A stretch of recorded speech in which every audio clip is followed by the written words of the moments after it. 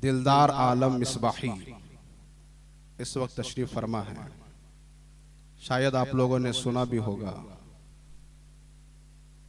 कि पूरे बंगाल में दारुल क़ज़ा की सख्त जरूरत थी। मजलिस उलमा इस्लाम मगरबी बंगाल ने इस जरूरत को मुकम्मल महसूस किया और तमाम तर कोशिशों के बाद शहर कोलकाता के वलीउल्लाह लैन की जामे मस्जिद में इदारा शरिया बंगाल कायम किया और कायम करने के साथ ही कोलकाता व हावड़ा के चीफ काजी की हैसियत से हजरत मुफ्ती दिलदार आलम मिसबाही का इंतखाब किया।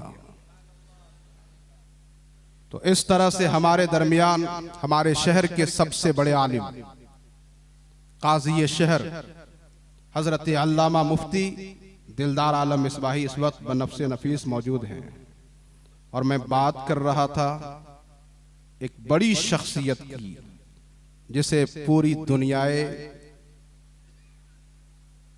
सुन्नियत कोलकाता, बंगाल, बिहार, झारखंड, उड़ीसा, आसाम, उत्तर प्रदेश वगैरह में बहुत मारूफ व मकबूल अवाम में खवास में अपने कारनामों की बुनियाद पर जिनको देखने के बाद अल्लामा अरशदुल कादरी की अदाएं याद आती हैं, जिनकी सुबह शाम को देखने के बाद बुजुर्गों की जिंदगी याद आती है। जरा जोर से बोलो। उस शख्सियत का नाम पीरे तरीक़त रहबरे राह शरीयत हजरत अल्लामा मुफ्ती रहमत अली मिसबाही मद्दज़िल्लहुल आली। कोलकाता शहर हावड़ा में ज़ियाउल इस्लाम तो सुभान अल्लाह एक बड़ा असासा, बड़ा खजाना है। शहर कलकत्ता में ऐसा इदारा कि जिसमें हिफ्ज़, क़िरात, आलमियत, फजीलत, इफ्ता सबकी पढ़ाई होती हो पूरे नज़्मो नस्ख के साथ, ऐसा इदारा नहीं था। ऐसा इदारा नहीं था। बड़े बड़े लोग थे मगर अल्लाह पाक जिससे चाहता है उसी से अपने दीन का खास काम ले लेता है। तो ये हिस्सा हजरत मुफ्ती रहमत अली मिसबाही के नसीब में आया और इन्होंने ये फर्ज अदा कर दिया कि अब बंगाल वालों को अगर मुफ्ती भी बनना होगा तो बंगाल से बाहर जाने की जरूरत नहीं है, कलकत्ता ही में रह करके वो मुफ्ती भी बन सकते हैं। और एक बड़ा इदारा अब कलकत्ते को जहां बहुत सारी चीजों के हवाले से जाना जाता था, कलकत्ते को जामिया अब्दुल्ला इब्ने मसूद के जरिए से जाना जा रहा है। जामिया अब्दुल्ला इब्ने मसूद एक मरकजी इदारा है। धीरे धीरे इससे बहुत सारे इदारे जुड़ रहे हैं और काम बोलता है ना, लोग देखते हैं कि वहां ऐसा हो रहा है तो क्यों ना ऐसा हो कि हमारे मदरसे में भी वैसा ही हो जाए। वही तालीम का रंग, वही तरबियत का ढंग, वही तौर तरीका जो उस मदरसे में हो रहा है वैसा ही हमारे यहाँ भी हो जाए।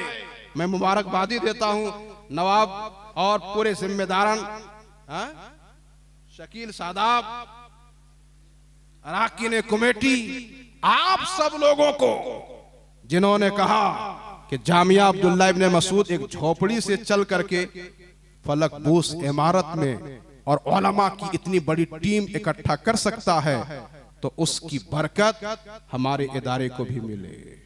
और ये इदारा जो हुजूर ताजुश शरिया, हुजूर मुफ्ती आज़म हिंद, हुजूर हाफिज़ मिल्लत की दुआओं का समरा कहिए कि आज ये इदारा फिर से उरूज की तरफ जा रहा है। अल्लाह पाक इसको खूब उरूज अता फरमाए, खूब तरक्की अता फरमाए। आज 6 बच्चे हाफिज कुरान बन के निकल रहे हैं।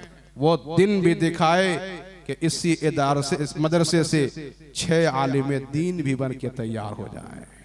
दरसे निजामी की भी यहाँ पर बाज़ाब्ता तालीम शुरू हो जाए और मदरसा मिराजुल उलूम जो शहर का और बंगाल का एक कदीम इदारा है, इसकी कदामत में जिद्दत भी आ जाए और ये इदारा खूब खूब फले फूले, अल्लाह पाक इस इदारे को नजर बद से महफूज मामून फरमाए।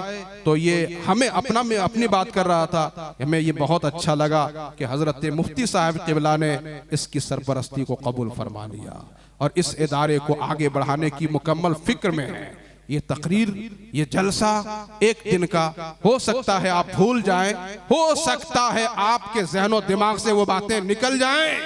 मुफ्ती साहब का मिजाज है मजबूती से काम हो, इस्तेहकाम उसमें रहे, पायदारी उसमें रहे।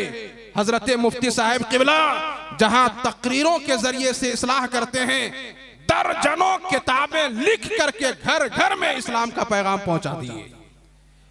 हैरत होती है, आदमी काम का मशीन बन जाता है, अल्लाह पाक जिसे चाहता है बना देता है। अभी एक हफ्ता भी नहीं हुआ, मेरे ख्याल से 4 दिन या 5 दिन का मामला होगा, इतनी मुख्तसर सी मुद्दत में 56 सफ़हात पर मुकम्मल एक किताब तैयार हो गई है। इस मदरसे के हवाले से, मदरसा मिराजुल उलूम के हवाले से, एक मदरसा नहीं कई मदरसों की जिम्मेदारी हजरत निभाते हैं। और जामिया अब्दुल्ला इब्ने मसूद जो इतने बड़े स्टाफ पर मुश्तमिल है, इसके बावजूद अल्लाह पाक जब काम लेना चाहता है तो वक्त में बरकतें अता फरमा देता है। इस मुख्तसर सी मुद्दत में इस मदरसे के हवाले से एक किताब मंजरे आम पर आई है, आज ही उसकी रस्में इजरा भी है। मेरे ख्याल से हजरत अल्लामा हजरत अल्लामा कमरुद्दीन मिसबाही साहब वो तशरीफ लाएंगे और हजरत अल्लामा कमरुद्दीन मिसबाही एक बावकार उस्ताद और जामिया अब्दुल्ला इब्ने मसूद के सदरुल मुदर्रिसीन, नाइब सदरुल मुदर्रिसीन हैं और बहुत अच्छी सलाहियत के मालिक हैं और मजलिस उलमाए इस्लाम को इन्होंने नई जिंदगी देने की पूरी कोशिश की है।